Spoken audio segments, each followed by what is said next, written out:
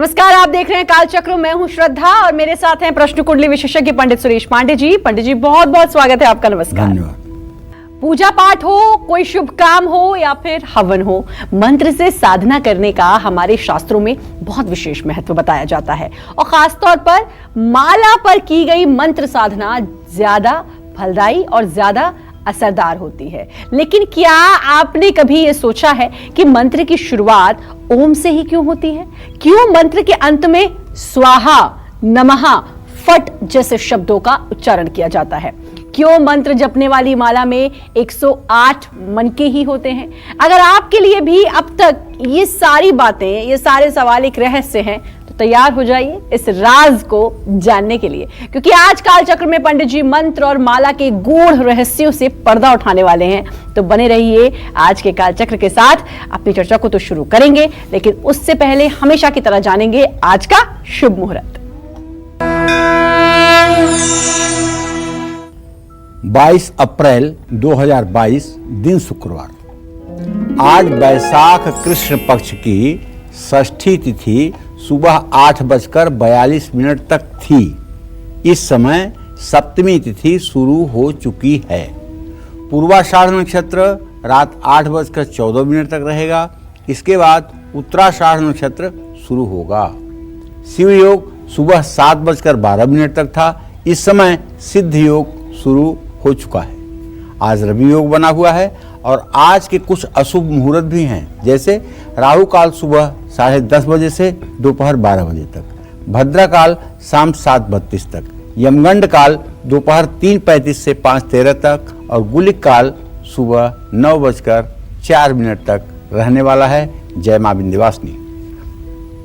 तो जैसा कि मैंने पहले भी कहा कि आज की चर्चा बहुत महत्वपूर्ण है, तो शुरुआत करते हैं। चलिए, मंत्रों की शुरुआत ओम शब्द के उच्चारण से ही क्यों की जाती है? ओम शब्द का क्या महत्व है और इसकी महानता और महिमा के बारे में हम पंडित जी से जानेंगे। पंडित जी बताइए। और ये वाकई में, ये मेरे मन में भी कई बार ख्याल आया कि हम कोई भी मंत्र पढ़ते हैं तो सबसे पहले ओम हम उच्चारण करते हैं, उसके बाद मंत्र होता है, चाहे वो ओम नमः शिवाय हो या कोई भी मंत्र हो, ओम गणेशाय नमः हो। लेकिन ऐसा क्यों कि सबसे पहले ओम का उच्चारण? क्या महानता है इस ओम की? देखो श्रद्धा, सच बात तो ये है कि ओम के बारे में बताने में सामर्थ्य सरस्वती का भी नहीं है कि ओम क्या है। मनुष्य होने के नाते जो कुछ भी हमारी बुद्धि है उसके अनुसार बताऊंगा। अगर मेरे बताने में कोई कमी बेसी हो तो आप भगवत स्वरूप दर्शक गण उसे क्षमा करिएगा। देखिए, सनातन धर्म में ओम शब्द 3 अक्षरों के अलग अलग अर्थ इससे निकलते हैं। ओम में अ, उ, म 3 अक्षरों से मिलकर के ये बना हुआ है। यजुर्वेद में कहा गया है कि ओम ही सर्वत्र व्याप्त है। हर अक्षर ईश्वर के अलग अलग नामों को अपने आप में समेटे हुए है। सनातन धर्म के अनुसार ओम शब्द में ब्रह्मा, विष्णु, महेश तीनों के गुण समाहित हैं, इसलिए इसे प्रणव भी कहा जाता है। यानी जिसमें प्राण हो उसे प्रणव कहते हैं। चलिए, हमने एक बात कहा कि ओम ने पूरे संसार को अपने आप में समेटे हुए है। कैसे? तो चलिए आज देखते हैं अपने शरीर को। आंखों की रचना जरा देखिए। आंखों की रचना पे ऐसे ऐसे हाथ फेरिए, ओम बन जाएगा। मुंह पे जरा सा ऐसे, अपने ओठ पे ऐसे ऐसे हाथ फेरिए, ओम बन जाएगा।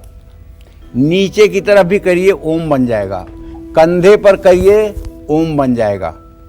यहाँ नीचे पसली पर करिए, ओम बन जाएगा। एक ऐसा अंग बताइए जहां ओम न बनता हो। शरीर के प्रत्येक एक कोने में ओम बनता है। अच्छा, एक बात, अगर ओम किसी के द्वारा पैदा किया गया होता या किसी का आविष्कार होता तो ये दुनिया लड़ मरती। ये अनहद ब्रह्म, अनहद नाद से उत्पन्न होता है। ये अनहद नाद क्या है, जो अच्छे साधक होंगे उन्हें पता है। या तो पंजाब में एक जगह है ब्यास, वहाँ राधा स्वामी संप्रदाय का एक साधना स्थल है।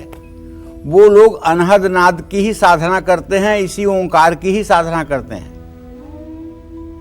यहाँ पर छतरपुर में भी उनका बहुत बड़ा सत्संग भवन है, यहाँ राजेंद्र नगर में उनका बहुत बड़ा सत्संग भवन है, उनके बड़े तमाम अनुयायी हैं।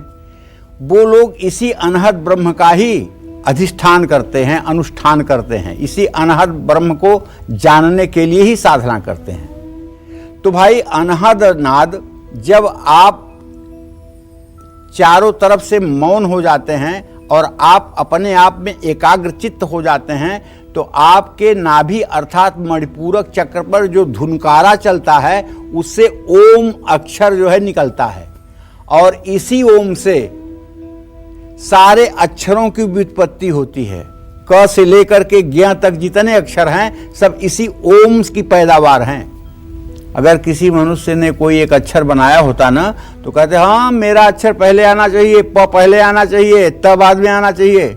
लेकिन भगवान का शुक्र है कि ये सारे अक्षर अक्षर जो कभी नाश नहीं होंगे, ये स्वयं प्रकट है, और स्वयं प्रकट हैं तो मानव इस पे अपना दिमाग नहीं लगा सकता, ये जैसे है वैसे उसको स्वीकार कर रहा है।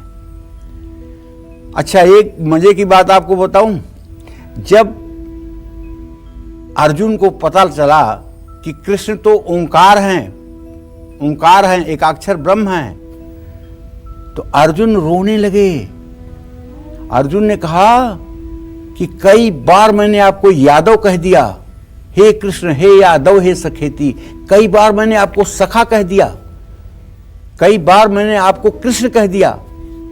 अरे आप मेरे सखा कैसे हो सकते हो? आप तो परम ब्रह्म परमेश्वर हो। आप यादव कैसे हो सकते हो? आप किसी जाति में कैसे बच सकते हो? आप तो एकाक्षर परम ब्रह्म हैं, और आप किसी हम जैसे मनुष्य के सखा कैसे हो सकते हैं? इसलिए कि आप तो इस जगत के परम पिता हैं, आपसे ही यह संपूर्ण जगत व्याप्त है। इसलिए मुझे क्षमा करिएगा, आपके उस ओंकार स्वरूप को पहचानने में मुझसे देर हुई। भगवान हंसते हैं और सब समझाते हैं अर्जुन को, और अपना स्वरूप भी अर्जुन को विराट स्वरूप, गीता में आप पढ़ेंगे तो उन्होंने अपने विराट स्वरूप का भी दर्शन अर्जुन को दिव्य चक्षु दे करके दिया है। तो भाई ओम एकाक्षर ब्रह्म है। कहते हैं एतदालंबनम ज्ञात्वा ब्रह्मलोके महीयते। जो लोग इसका अवलंबन करते हैं, अर्थात ओम मंत्र का जो लोग जप करते हैं, वो लोग ब्रह्मलोके महीयते, ब्रह्मलोक को प्राप्त होते हैं। विंध्याचल से पश्चिम तरफ एक विजयपुर की पहाड़ी है, जहां शीतला माता का स्थान है। वहां आज के लगभग 50 साल पहले एक राजा बाबा नाम से बड़े संत हुए, और कहते हैं कि विजयपुर के राजा उनसे मिलने के लिए शेर पर बैठकर जा रहे थे। जब बाबा को पता चली कि शेर पर बैठ करके राजा मुझसे मिलने आ रहे हैं, तो जिस पत्थर पर बाबा बैठे थे उसी पत्थर को बाबा ने कहा कि चलो राजा का स्वागत करो, और पत्थर सहित बाबा आकर के राजा के सामने उपस्थित हुए। राजा ने शरणागति ले ली और बाबा की शिष्यता स्वीकार कर ली। तो कहने का मतलब यह है कि बड़े सिद्ध साधक थे। उन्होंने अपने एक पुस्तक में लिखा है कि जो लोग 12,000 ओंकार मंत्र का नित्य जप करते हैं और सिर्फ सायंकाल भोजन करते हैं और 2 वस्त्र धारण करते हैं, ऐसे लोग 1 वर्ष के अंदर ईश्वर का साक्षात्कार कर लेते हैं। अब यहाँ उन्होंने 12,000 मंत्रों का जप अजपाजप करने के लिए कहा है, श्वास पर करने के लिए कहा है, और श्वास पर 900 से ज़्यादा एक बार में नहीं हो सकता है मंत्र जप, 1 घंटे में 900। इस तरह से 14 घंटे का समय रोज लगेगा, तब जाके 12,000 मंत्र जप होगा। अगर 14 घंटे की साधना किसी की होगी तो वो 1 वर्ष में ईश्वर का साक्षात्कार कर लेगा, इसमें संशय नहीं है। यह बहुत बड़े संत की बात है। तो भाई, जिससे सारी प्रकृति का निर्माण हुआ है और विनाश भी इसी से होगा। ओम किसी व्यक्ति, ऋषि, मुनि या देवता के द्वारा उत्पन्न नहीं हुआ है। फिर से सुन लीजिए, ये खुद प्रकट ब्रह्म है। इसका प्राकट्य मनुष्य के मणिपूरक चक्र पर अनहद नाद से होता है। अनहद नाद का वही धुनकारा जिसे ओम ओम ओम ओम अक्षर निकलता है। और भगवान गणेश को मंगल मूर्ति कहा जाता है, जिसकी वजह से इनकी सबसे पहले पूजा होती है। यही कारण है कि ओम का सीधा संबंध भगवान गणेश से भी है। ओम का जप हम इसलिए करते हैं क्योंकि हम भगवान गणेश का सबसे पहले ध्यान करते हैं। ओम शब्द में कुछ ऐसी अद्भुत शक्तियां हैं जिसकी वजह से हम इस मंत्र का उच्चारण करते हैं। किसी भी मंत्र की शुरुआत में अगर ओम ना लगाया जाए तो उस मंत्र को मृतक कहते हैं। दुर्गा कल्पद्रुम नाम की एक पुस्तक है। यदि आपको कर्मकांड, उपासना और अध्यात्म में रुचि है तो आप किसी के सुनी सुनाई बातों पे मत जाइए। आप अपने शास्त्रों का अवलोकन करिए और दुर्गा कल्पद्रुम में देखिए नवार्ण मंत्र जप विधि। वहां आप देखेंगे तो साफ लिखा हुआ है ओंकार प्रणव है और प्रणव के बिना किया हुआ मंत्र मृतक होता है। प्रणव के बिना किया हुआ मंत्र मृतक होता है। इसलिए जिस भी मंत्र के पहले ओंकार नहीं लगाया जाएगा वह मंत्र मृत होगा, अर्थात वो जीवित नहीं होगा, उसका कोई अस्तित्व नहीं होगा। ये आपको दुर्गा कल्पद्रुम में देखना चाहिए। आपको ये प्रमाण मिल जाएगा। जो लोग ये कहते हैं कि ओम नमः शिवाय मत कहिए, नमः शिवाय कहिए। ओम ऐं ह्रीं क्लीं चामुंडाय बिच्चे मत कहिए, ऐं ह्रीं क्लीं चामुंडाय बिच्चे कहिए। इस तरह के जो बुद्धि वाले लोग हैं उन लोगों को कहना चाहता हूं कि शास्त्रों को अपने ढंग से न तोड़िए निचोड़िए। शास्त्र जैसे हैं उनको वैसे ही प्रकट कीजिए। क्योंकि गीता में अर्जुन ने भगवान कृष्ण से पूछा है कि भगवान, जो लोग बहुत श्रद्धा से और पूरी निष्ठा से आपकी पूजा करते हैं लेकिन शास्त्र के विपरीत मतों से और अपने दिमाग से करते हैं, उनकी पूजा, भगवान कहते हैं उनकी पूजा तामसी है। उनकी पूजा तामसी है। इसलिए शास्त्र सम्मत उपासना का ही शास्त्रों में महत्व है। तो अगर आपको भी ओंकार के बारे में जानना है तो मैं चाहूंगा कि दुर्गा कल्पद्रुम का एक बार आप अध्ययन कर लें। उससे आपको पता चलेगा कि ये ओम की शक्ति क्या है और ये ओम के बिना कितना अधूरा ये संसार है। जय मां विंध्यवासिनी। तो बिल्कुल ओम के बारे में इतनी विस्तृत जानकारी वाकई में कालचक्र के अलावा आपको कहीं और जानने को नहीं मिलेगी। और अब राशियों की तरफ हम बढ़ेंगे और बात करेंगे मेष राशि की। आर्थिक स्थिति कैसी रहेगी, साथ ही शुभ अंक और उपाय, और क्या है आज का शुभ रंग। देखिए, मेष राशि के जातकों को बताना चाहूंगा कि आज का ग्रह गोचर ये है कि आपके भाग्य भाव में चंद्रदेव विराजमान है धनु राशि में, और आपके राशि में सूर्य बुध की स्थिति है। अगर देखा जाए तो बृहस्पति व्यय भाव में है। दोपहर के बाद धन लाभ की स्थिति बनती हुई मुझे दिखाई दे रही है।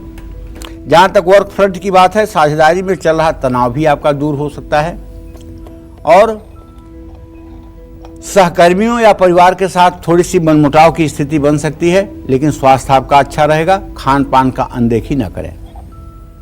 आज अपने काम से ज्यादा परिवार को समय दें। आज अपने पास तुलसी दल या दुर्वा रखें। शुभ अंक आपके लिए 2 होगा। शुभ रंग आपके लिए हरा होगा। जय मां विंध्यवासिनी। और चलिए अब बारी है वृषभ राशि की। जानेंगे कैसी रहेगी आर्थिक स्थिति, कामकाज, उपाय, शुभ अंक और शुभ रंग। देखो श्रद्धा, आज वृषभ राशि के जातकों का ट्रांजिट बहुत अच्छा मुझे दिखाई दे रहा है, क्योंकि वृषभ राशि के जातकों का जो स्वामी ग्रह है वो शुक्र है, और शुक्र इस समय मंगल के साथ दशम भाव आजीविका स्थान में गोचर कर रहा है और वो वृषभ के नवमांश में है। इसलिए हम ये कह सकते हैं कि निवेश करने के लिए दिन अच्छा है। आपको मेहनत के मुताबिक सफलता मिलेगी। पारिवारिक सदस्यों के बीच अनबन भले होगी लेकिन सामंजस्य बन जाएगा। हाँ, थोड़ी सी थकान महसूस हो सकती है। संयम बरतिए। जल्दबाजी में फैसला न लीजिए। आज नया काम शुरू नहीं करना चाहिए। पीला रुमाल अपने पास रखिए। शुभ अंक आपके लिए 3 होगा। शुभ रंग आपके लिए गुलाबी होगा। जय मां विंध्यवासिनी। ओम शब्द के महत्व के बारे में तो पंडित जी ने आपको बता दिया। चलिए अब जल्दी से पंडित जी से जानेंगे कि ओम शब्द का हर रोज उच्चारण करने से हमें क्या लाभ होता है, कौन सी बीमारियों में ओम शब्द का उच्चारण फायदा देता है और किन लोगों को ओम शब्द का उच्चारण जरूर करना चाहिए। बताइए पंडित जी। सुनिए, अकुह विसर्जनीया नाम कंठव। अ आ ई उ ऊ करके देखिए। ऊ कंठ से स्वर निकलता है, यहाँ से पीछे से। अकुह विसर्जनीय नाम कंठव, कंठ से स्वर निकलता है। और उपधमानिया नाम ओष्ठव। ओ के बाद जब म कहते हैं तो प फ ब भ म, ये पांचों में कपाट पटापट पटापट बंद होता है और कोई छठवां अक्षर आपको नहीं मिलेगा जिसमें आपके ओठ बंद होते हों। तो कंठ से स्वर निकलेगा और कपाट होगा बंद। तो शक्ति कहाँ जाएगी? आपके शरीर में, कुंडली के पास, और सारे चक्र होंगे एक्टिवेट, जीवन होगा धन्य। तो ओम का उच्चारण नियमित करने से, ओम का उच्चारण नियमित करने से शरीर में एक नई ऊर्जा का संचार होने लगता है। घबराहट, बेचैनी होने पर सुबह ओम का उच्चारण जरूर करना चाहिए। हृदय रोग हो तो ओम का उच्चारण फायदेमंद होता है।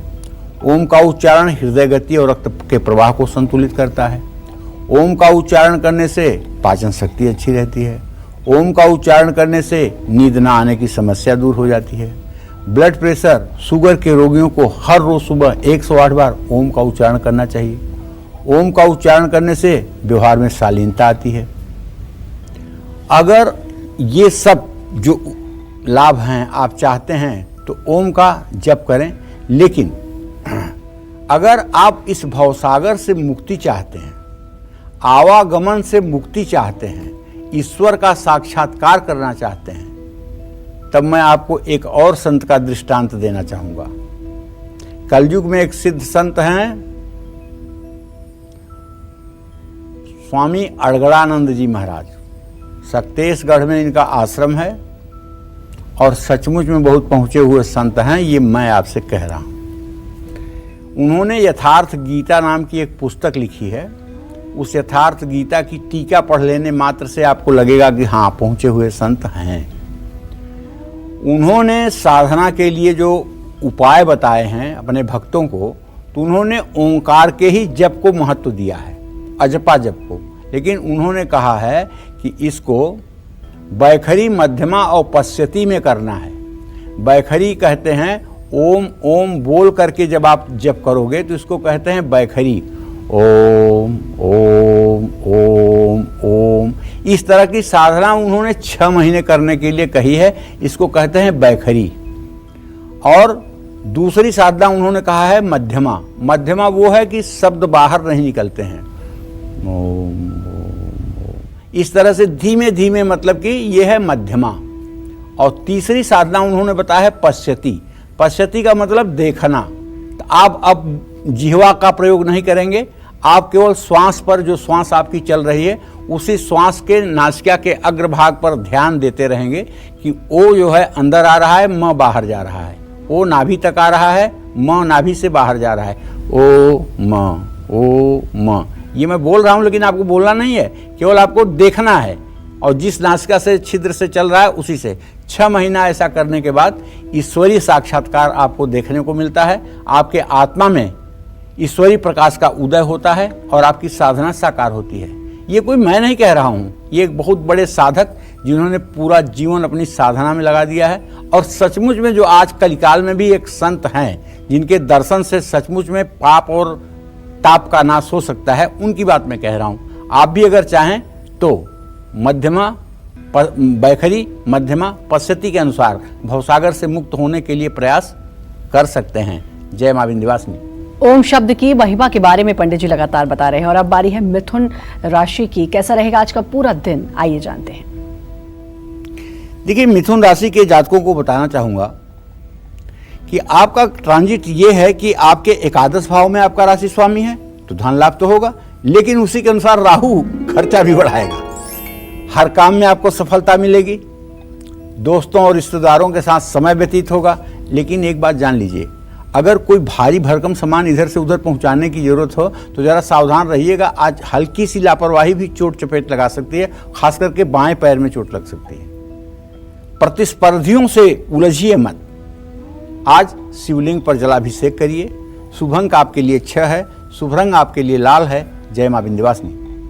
और अब बारी है कर्क राशि की, जानेंगे कैसा रहेगा आज का पूरा दिन। देखिए, कर्क राशि के जातकों को बताना चाहूंगा कि आपका राशि स्वामी चंद्रमा इस समय आपके राशि से 6ठे भाव में गोचर कर रहा है। आप कहेंगे पंडित जी डरवा रहे हैं। देखो यार, ऐसा है भाई कि जब मतलब कि चंद्रमा अपने भाव से शत्रु भाव में हो जाएगा तो आप अगर किसी के ऊपर विश्वास करेंगे तो धोखा नहीं मिलेगा तो क्या होगा, धोखा ही मिलेगा। तो पैसों के मामले में आज किसी पर भरोसा मत करिए।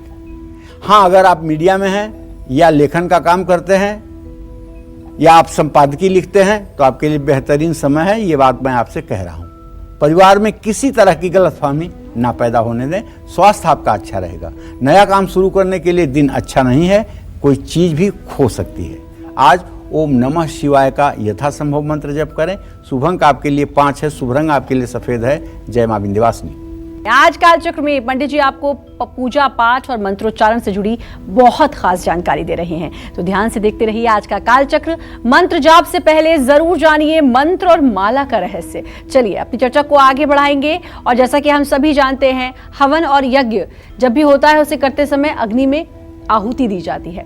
आहुति देते समय मंत्रोच्चारण करते हुए मंत्र के अंत में स्वाहा शब्द का उच्चारण भी किया जाता है। ये सब कुछ आपने जरूर देखा होगा, जरूर आपने ये सुना भी होगा।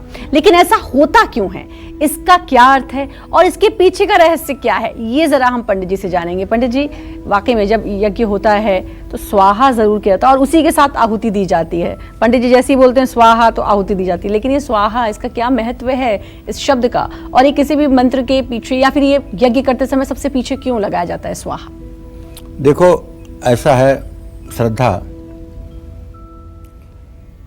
स्वाहा पहले तो ये जान लो, अग्निदेव की 2 पत्नियां हैं, स्वाहा और सुधा। अग्निदेव को जब आहुति दी जाती है तो देवताओं को वो हव्य स्वाहा पहुंचाती है, और जब पितरों के लिए कव्य दिया जाता है, पिंडदान वगैरह, तो अंत में सुधा कहा जाता है। तो पितरों को कव्य कौन पहुंचाता है? अग्निदेव की दूसरी पत्नी सुधा। ये हमारे दर्शकों के ज्ञान में हो जाना चाहिए। अब चलिए, आप दुर्गा कल्पद्रुम देखिए, उसमें स्पष्ट रूप से लिखा हुआ है कि सनातन धर्म में जितने भी मंत्र हैं, चाहे वो वैदिक हैं, चाहे वो पौराणिक हैं और चाहे वो लौकिक हैं, हर मंत्र का एक वस्त्र है। पल्लव कहते हैं वस्त्र को, पल्लव वासो, पल्लव वस्त्र को कहते हैं। पल्लव क्या है? 6 चीजें पल्लव हैं। जैसे क्या क्या?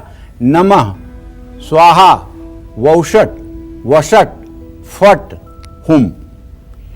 कोई ऐसा मंत्र बता दीजिए इन 6 अक्षरों के अलावा 7वां कोई अक्षर मंत्र के अंत में लगाया जाता हो। कोई ऐसा मंत्र ढूंढ के पूरे विश्व में आप दिखा दीजिए।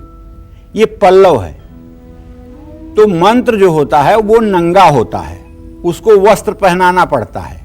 जिस तरह का काम कराना है उस तरह का उसको वस्त्र पहनाया जाता है।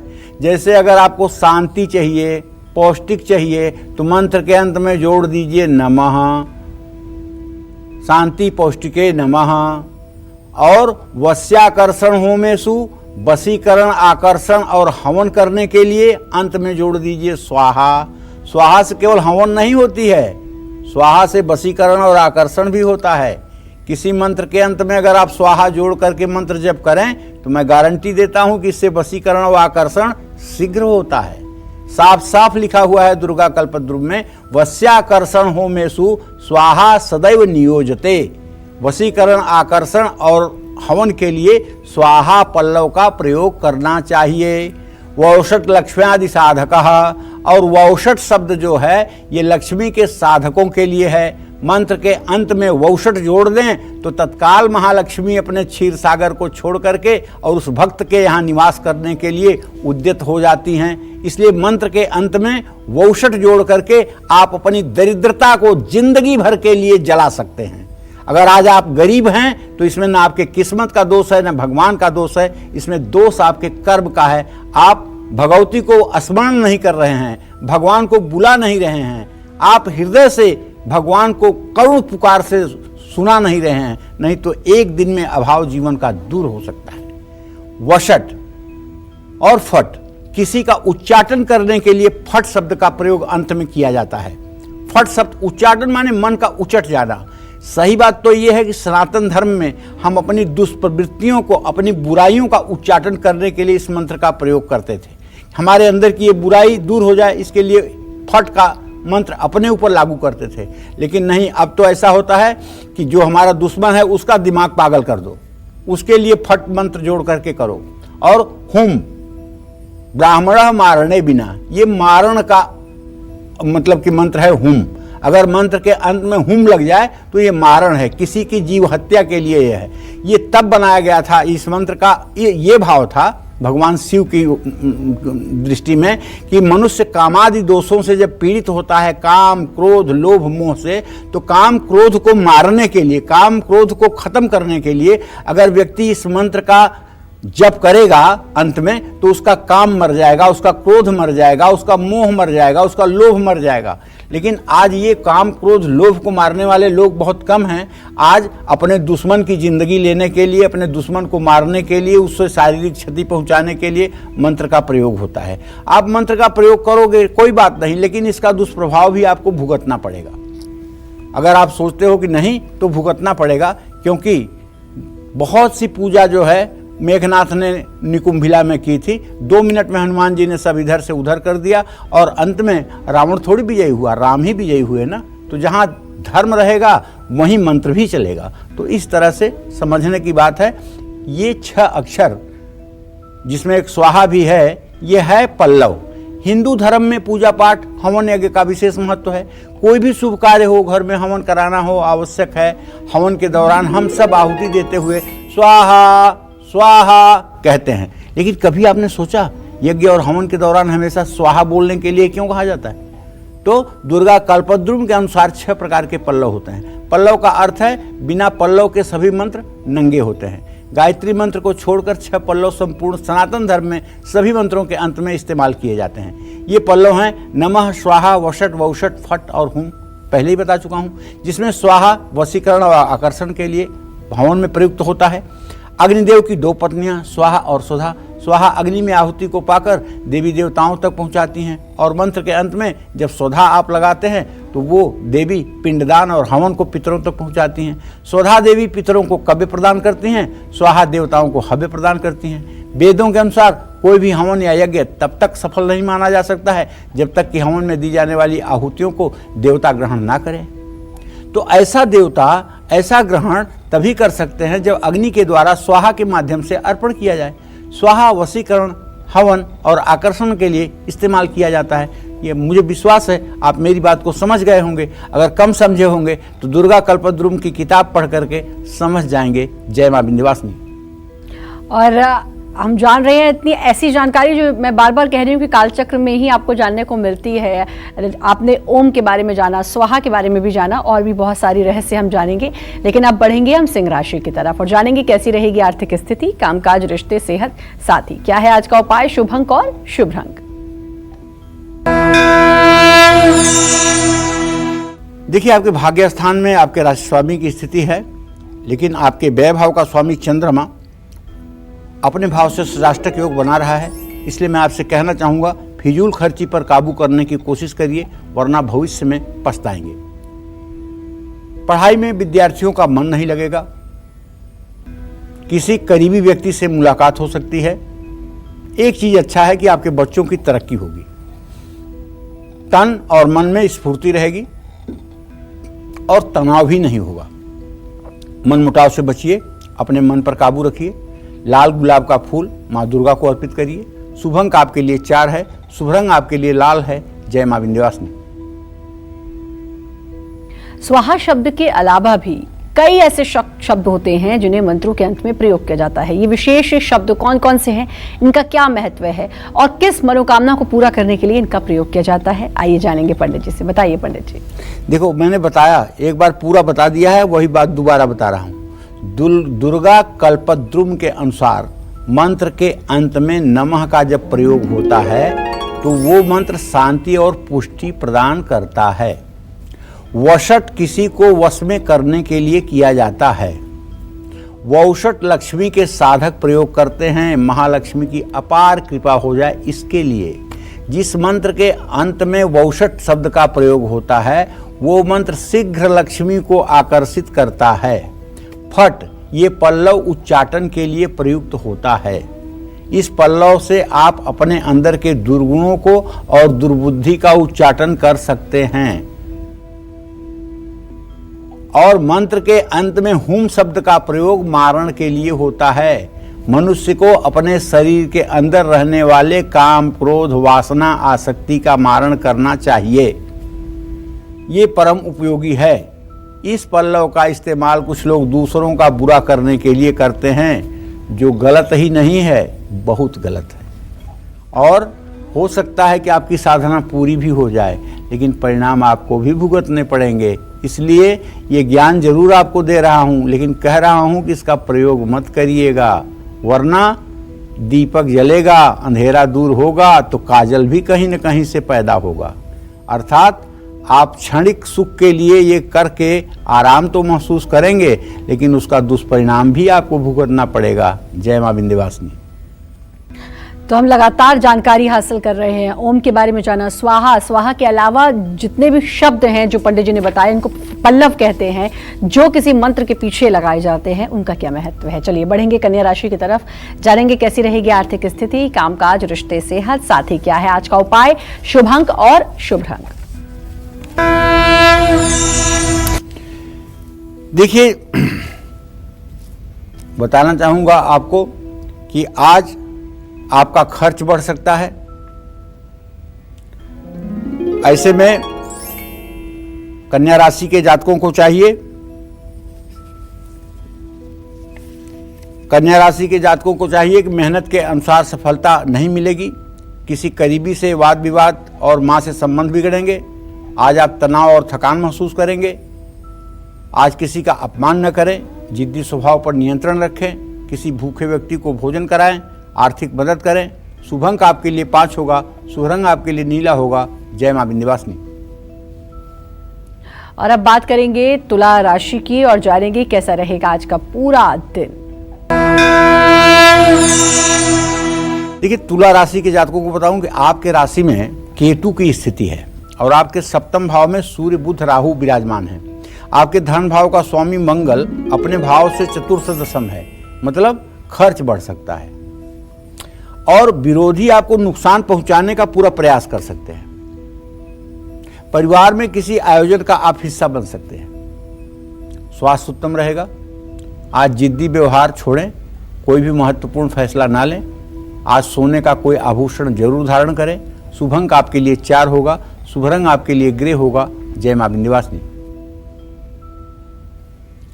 मंत्रों के महत्व और महिमा के बारे में तो पंडित जी ने आपको बताया। चलिए अब पंडित जी से जानेंगे कि मंत्र जाप में प्रयोग होने वाली माला में 108 दाने यानी कि 108 मनके क्यों होते हैं, इसका क्या महत्व है। ऐसा क्यों है कि मंत्र जाप वाली माला में 108 ही मनके होते हैं, जानेंगे पंडित जी से। बताइए पंडित जी, जिससे जाप करते हैं 108 मनके ही क्यों? इसके बहुत कारण हैं। जैसे संपूर्ण अंतरिक्ष 27 नक्षत्रों से आबद्ध है और एक नक्षत्र के 4 चरणाक्षर होते हैं।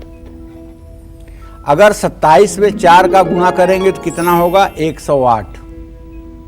पूरा समस्त भूमंडल नहीं, समस्त त्रिलोकी इसमें व्याप्त हो जाती है। 108 की संख्या आती है समस्त ब्रह्मांड के प्रतीक के रूप में। एक बात हो गई। दूसरी बात देखिए, अक्षरों की वर्णमाला में ब्रह्म शब्द को लिख करके इनको जोड़िए। पहले ब लिखिएगा, तब र लिखिएगा, तब ह लिखिएगा, तब म लिखिएगा। क को 1 नंबर दीजिएगा, ख को 2 नंबर दीजिएगा, ग को 3 नंबर दीजिएगा, घ को 4 नंबर दीजिएगा, अंग को 5 नंबर दीजिएगा। ऐसे जोड़िएगा। ब र ह म, चारों अक्षरों का जब समूह आप जोड़ेंगे तो टोटल जोड़ आएगा 108। इसलिए ब्रह्म का संकेत कितने से है? 108 से। इसलिए किसी भी माला में 108 मनके होते हैं। ईश्वर का नाम 108 बार लेना भी शुभ माना जाता है। 108 का मूलांक 9 होता है। 9 से बड़ा कोई दुनिया में मूलांक नहीं होता है। भगवान राम का जन्म भी रामनवमी को हुआ था, क्योंकि ये संख्या सबसे बड़ी संख्या है। वैसे तो 27 मनकों की भी माला होती है, 54 मनकों की भी माला होती है, लेकिन सनातन धर्म में तुलसी, रुद्राक्ष, कमलघट्टा, मोती सभी मालाएं 108 मनकों की होती हैं। 109वां दाना भी उसमें होता है, उसको सुमेर कहा जाता है। उस पर जप नहीं किया जाता है, उसका लंघन नहीं किया जाता है। जिसको जप में लांघना निषेध माना जाता है, वहीं से माला घुमा ली जाती है, नहीं तो दोषपूर्ण हो जाता है। माला के जप में अनामिका, मध्यमा और अंगूठे का प्रयोग होना चाहिए। तर्जनी उंगली बाहर की तरफ निकली रहेगी, कनिष्ठिका स्पर्श करने से बचेगी। तो इन 3 उंगलियों से मध्यमा मनके को आगे खींचेगी, अंगुष्ठ उसको नीचे की तरफ बढ़ाएगा और अनामिका तटस्थ रहेगी। तो माला जप का सही नियम अगर आपको पता चल जाए तो शायद बहुत ही उत्तम होगा। ठीक है। और आसन पर बैठ करके माला का जप करना चाहिए। सूर्योदय के समय अगर जप करना हो तो नाभि के सामने माला होना चाहिए। दोपहर में जप हो तो हृदय के सामने माला होना चाहिए। और सायंकाल अगर जप हो तो चेहरे के सामने माला की मुद्रा होनी चाहिए। ये जप करने की माला की मुद्रा है। ओम माम माले महामाये चतुर्वर्ग स्वरूपिणी चतुर्वर्ग स्तोई न तस्मान में सिद्धिदा भव अविघ्नम कुरु माले तुम गृहाण दक्षिणे करे जब काले सिद्ध्यर्थम प्रसीदम मम सिद्धये ओम अक्षबालाधिपतये सुसिद्धिम देहि देहि मंत्रार्थ साधय साधय सर्व सिद्धिम परिकल्पय में स्वाहा। इतना बोल करके मंत्र जब आप माला का जप करेंगे, संसार की कोई शक्ति नहीं है कि आपको सफल होने से कोई रोक दे। साधना अगर सही दिशा में की जाएगी तो साधना का फल मिलेगा। लेकिन कर्मकांड दुधारू तलवार है। अगर अज्ञानवश इसको किया गया या किसी को अहित करने के लिए किया गया तो इसके दुष्परिणाम भी होते हैं। इसलिए जहां तक हो सके सकारात्मक और रचनात्मक कार्यों के लिए मंत्र और साधना का प्रयोग किया जाए। विध्वंसक और विघटनकारी कार्यों के लिए मंत्र की शक्तियों का इस्तेमाल न किया जाए। जय मां विंध्यवासिनी। बिल्कुल पंडित जी, ऐसी जानकारी जिसको सुनकर लग रहा है कि जितनी भी सामान हमारे आसपास होते हैं, जो भी चीज़ है इस पृथ्वी में, इस ब्रह्मांड में, हर एक चीज़ का महत्व है। भले ही वो एक छोटी सी माला क्यों ना हो, लेकिन उसका महत्व इतना बड़ा है, जिससे हम पूजा करते हैं, जिससे हम मंत्रोच्चारण करते हैं। चलिए वृश्चिक राशि की बात करेंगे, जानेंगे कैसा रहेगा आज का पूरा दिन।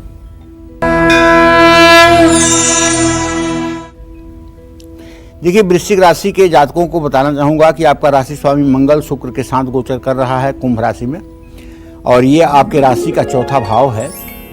थोड़ा सा पैसे की तंगी आप महसूस कर सकते हैं।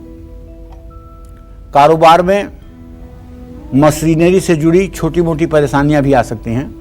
परिवार में सुख शांति रहेगी, घर के मेहमान आ सकते हैं। दोपहर के बाद आपके विचारों में नकारात्मकता भी आ सकती है। जमीन जायदाद से जुड़े काम आपको टालना चाहिए। आज माता पिता के पैर छूकर आशीर्वाद लेकर घर से निकलना चाहिए।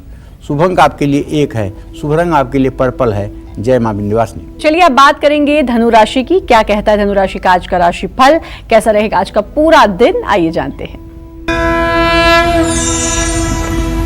देखिए, धनु राशि के जातकों को बताना चाहूंगा कि ग्रह गोचर तो ये है कि आपके राशि में चंद्रदेव विराजमान है। अच्छी बात है ना। ये चंद्रदेव आपके अष्टम भाव के स्वामी हैं। अष्टम के स्वामी होकर के अगर लग्न में विराजमान हो, आपकी राशि में विराजमान हो जाएंगे तो घरेलू कामों पर खर्च तो मनमानी बढ़ेगा। एक बात जान लीजिए कि आपके दसम भाव का स्वामी बुध है और राशि स्वामी सूर्य से द्वितीय द्वादश है। ऐसे में कोई कार्य क्षेत्र में महत्वपूर्ण फैसला अगर न लें तो आपके लिए अच्छा होगा। दोस्तों और करीबियों से मुलाकात होगी। स्वास्थ्य को लेकर के आज चिंता न करिए। किसी गैर जरूरी काम में समय बर्बाद मत करिए। देखिए, तुलसी के पौधे में आपको जल चढ़ाना चाहिए। शुभ अंक आपके लिए 6 है, शुभ रंग आपके लिए पीला है। जय मां विंध्यवासिनी। और अब बात करेंगे मकर राशि की और जानेंगे कि आज मकर राशि वालों का भाग्य कितना मजबूत है।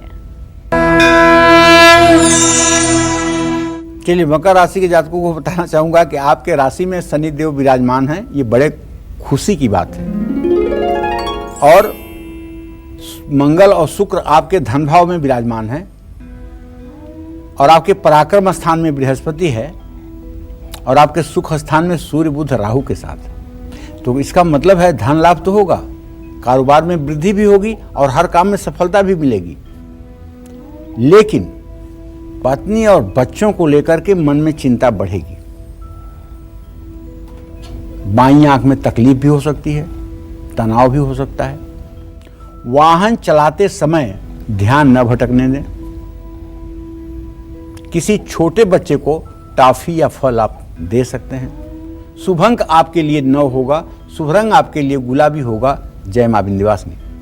तो लगातार राशियों के बारे में जान रहे हैं और अब बारी आई है कुंभ राशि की और जानेंगे कि आज कुंभ राशि वालों का भाग्य कितना मजबूत है।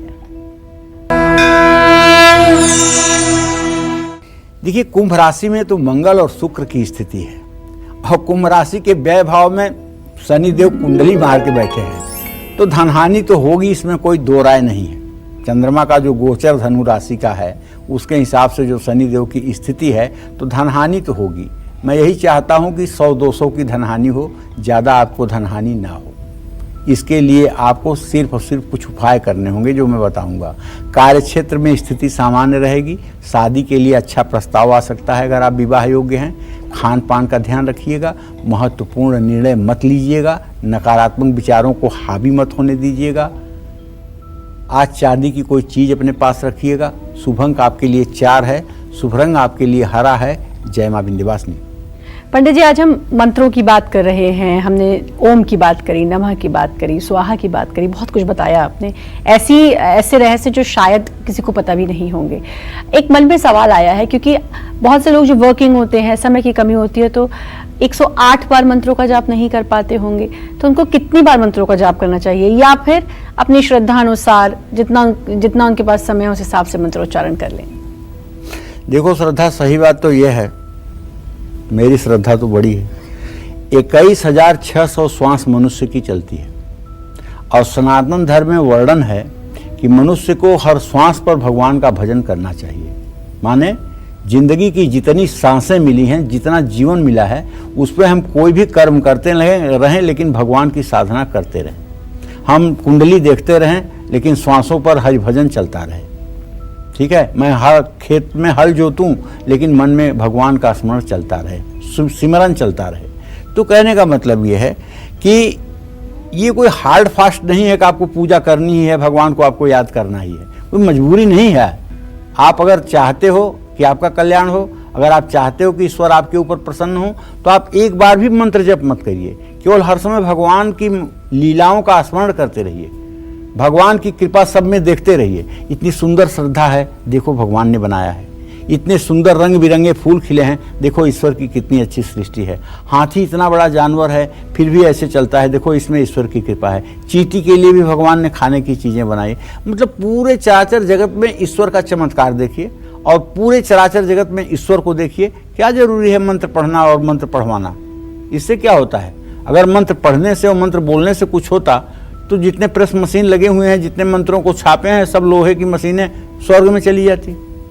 तो मेरे कहने का मतलब यह है कि श्रद्धा से एक बार भी अगर आप कहो तो बहुत हो गया, और अश्रद्धा से केवल खाना पूर्ति करने के लिए दिन भर कहिए, कोई मतलब नहीं है।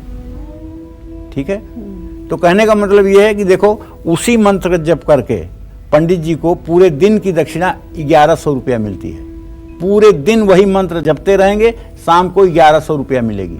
और उसी मंत्र का जप करवाने वाला यजमान वो मतलब कि भगवान से प्रार्थना करता है कि हमारी लॉटरी खुल जाए, हमारा पेट्रोल पंप लग जाए, हमारा गैस एजेंसी हो जाए, उसका गैस एजेंसी भी हो जाता है, उसका पेट्रोल पंप भी खुल जाता है। वही मंत्र उसको उतना दे रहा है, इनको इतना। ये सुबह से ही सोच कर गए हैं कि मुझे तो 1100 मिलना चाहिए, तो भगवती ने इन्हें 1100 पकड़ा दिया। उसने ये सोच के पूजा करवाई कि मेरा पेट्रोल पंप खुलना चाहिए, तो उसका पेट्रोल पंप भगवती ने पकड़ा दिया। जिसकी जैसी इच्छा वैसी पूर्ति हो गई। भगवान का इसमें क्या दोष है? मन में भाव होना चाहिए और उसी भाव से मंत्रोच्चारण करना चाहिए। जरूरी नहीं है कि आपको 108 ही करने हैं, लेकिन आप जितने भी मंत्रों का उच्चारण करें पूरे भाव और श्रद्धा के साथ करें तो जरूर उसका फल मिलेगा। चलिए, फिलहाल अब वक्त हो गया एक छोटे से ब्रेक का, लेकिन ब्रेक के उस पार पंडित जी से जानेंगे मीन राशि वालों का राशिफल, साथ ही आपके घर का शोकेस कैसे आपकी किस्मत बिगाड़ या फिर संवार भी सकता है। घर में शोकेस है तो जरूर गौर करें, क्योंकि शोकेस का आपकी किस्मत से एक बहुत गहरा कनेक्शन है। वो क्या है, जानेंगे पंडित जी से। पंडित जी, जनरली घर में शोकेस होता ही है, खासकर ड्राइंग रूम में, कि लगता है कि भाई कोई आए तो देखिए कि हमारा शोकेस कितना अच्छा है, और उसमें हमने बहुत अच्छी अच्छी चीजें भी रखी होती हैं, लोगों का ध्यान भी आकर्षित हो और ड्राइंग रूम बहुत अच्छा लगे। लेकिन अगर हम जानने की कोशिश करें तो इसका कनेक्शन क्या है हमारी किस्मत से? देखो भाई, शोकेस के ऊपर कभी भी कोई बैग, गिफ्ट बॉक्स या अतिरिक्त सामान नहीं रखना चाहिए। शोकेस के अव्यवस्थित होने से व्यक्ति जीवन में अनिश्चितता का माहौल उत्पन्न कर लेता है। आपका शोकेस लकड़ी का है तो इसे दक्षिण पूर्व दिशा में लगवाइए। धातु का शोकेस है तो इसे पश्चिम दिशा में लगवाइए। पत्थर का शोकेस आपने बनवा रखा है तो इसको दक्षिण दिशा में लगवाइए। लेकिन इस बात का ध्यान रखिए कि दक्षिण पूर्व दिशा, दक्षिण और पश्चिम दिशा में रखे शोकेस में आईना न लगवाइए। कांच लगवा सकते हैं। अब मैं आपको ये बताना चाहता हूँ कि आपके घर में शोकेस है तो आप किन बातों का ध्यान रखें। शोकेस पर धूल मिट्टी ना जमने दें, मकड़ी के जाले ना लगने दें। शोकेस का कांच टूटा हुआ है तो उसे तुरंत बदलवाएं। शोकेस में अखबार बिछा कर रखें और इसकी जगह गोल्डन या सिल्वर रंग के चार्ट पेपर, पैकिंग पेपर भी आप लगा सकते हैं। तो ये सब अगर उपाय आप करेंगे तो आपके लिए लाभकारी होगा। जय मां विंध्यवासिनी। तो अगर आप भी शोकेस बनवा रहे हैं या आपके घर में शोकेस है तो इन बातों का जरूर ख्याल रखें। उसे गंदा ना रहने दें, मकड़ी के जाले ना हो, साफ रहे और ऐसा रहे कि जो भी घर में आए वो आपके शोकेस की तारीफ जरूर करे। चलिए अब बात करेंगे मीन राशि की, जानेंगे आज मीन राशि वालों का भाग्य कितना मजबूत है। देखिए, मीन राशि के जातकों को बताना चाहूंगा कि आपके राशि में बृहस्पति की स्थिति है, आपके धन भाव में सूर्य बुध राहु हैं, आपके व्यय भाव में मंगल शुक्र हैं। अगर इस ट्रांजिट को देखा जाए तो हम ये कह सकते हैं कि घरेलू कार्यों पर बजट देख करके ही आपको खर्च करना चाहिए। अगर आप मीन राशि के जातक हैं और विद्यार्थी हैं तो पूरा फोकस अपना पढ़ाई पर करिए। परिवार में सुख शांति का माहौल रहेगा। दोपहर बाद सेहत का ध्यान रखिएगा क्योंकि एकाग्रता में कमी आ सकती है। बाणी पर संयम बरतिएगा। बाहर का खाना मत खाइएगा।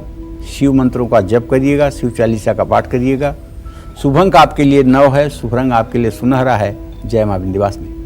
और पंडित जी यकीन मानिए आज के शो में ऐसी जानकारी मिली है जो पता ही नहीं था और उसको पता करके पता चला कि ये कितनी महत्वपूर्ण बात है। ये छोटे छोटे से शब्द कई बार हम समझते हैं कि चलो मंत्रों में लगाए जाते हैं, लेकिन ये कितने महत्वपूर्ण हैं। चाहे वो ओम की बात हो, नमः, स्वाहा, जो आपने पल्लव बताए उनकी बात हो, और 108 मन के, मतलब छोटी छोटी सी बात, शोकेस, लेकिन ये बहुत ज़्यादा महत्व रखते हैं। आपने अपना समय दिया उसके लिए आपका बहुत बहुत धन्यवाद। और उम्मीद करते हैं आज का ये विषय आपको बहुत पसंद आया होगा। कल फिर एक नए विषय और आपकी परेशानियों को दूर करने के लिए ढेरों उपाय लेकर हम आएंगे पंडित सुरेश पांडे जी के साथ। तब तक कालचक्र की पूरी टीम को दीजिए इजाजत, लेकिन देश दुनिया की तमाम खबरों के लिए लगातार बने रहिए न्यूज़ 24 के साथ। नमस्कार, मैं हूं मानक गुप्ता। अगर आपको हमारा ये वीडियो पसंद आया हो तो इसे लाइक और शेयर जरूर करें और हाँ, हमें सब्सक्राइब और फॉलो करना ना भूलें ताकि आप देश और दुनिया की कोई खबर मिस ना करें। तो जुड़े रहिए हमारे साथ और देखते रहिए न्यूज़ 24।